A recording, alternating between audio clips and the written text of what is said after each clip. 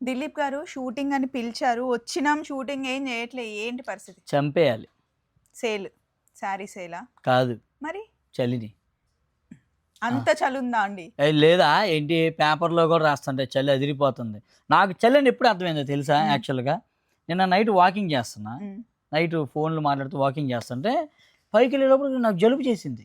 అప్పుడు అర్థమైంది ఆహా! ఇంత చలి ఉందా అని. అవును. యాక్చువల్లీ 3 డేస్ నుండి హైదరాబాద్‌లో అసలు టూ మచ్ చల్లగుంది. ఇదేం చలిరా దిలీప్ నాయనా. గారు ఈ మధ్య కార్ ఎక్కట్లేదు. బస్సులు ఎక్కి డ్రైవ్ వెళ్తున్నారు కాబట్టి చలి అవన్నీ బాగా కాదు. పొద్దున లెగిస్తే మా పిల్లలు లెగవట్లా స్కూల్‌కి వెళ్ళాలంటే. వాళ్ళని లేపడమే సరిపోతుంది. పాపం ఈ చలి కదా! ఆళ్ళకే నాకే నిద్రపోవాలనిపిస్తుంది. అప్పుడు ఇంకా తెలుస్తుంది చలి అంటే ఏంటో. ఇంకా చెప్పనా? మా అమ్మ ఎళ్ళిపోతా అంటుంది చలి తట్టుకోలేక మంగళగిరికి. నా వల్ల కాదు ఇదేం చలిరా బాబు దిక్కుమాలిన హైదరాబాద్ అని హైదరాబాద్ అని కూడా తిడుతుంది. కాదు. వీళ్ళందరూ కలిసి అలేఖ్యకు తెలియకుండా ఐస్ క్రీమ్ తిన్నారు. అది తేడా చేసి జలుబు చేసింది.